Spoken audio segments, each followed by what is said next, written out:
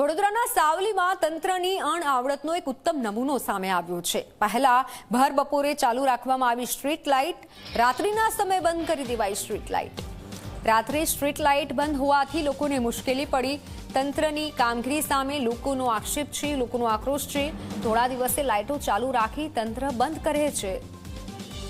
થોડા દિવસે લાઇટો ચાલુ રાખે છે, રાત્રે લાઇટો બંધ કરી દે છે। અણઆવડત કહી શકાય પાલિકાની આ રીતે, અને તેની સામે લોકોનો આક્રોશ છે।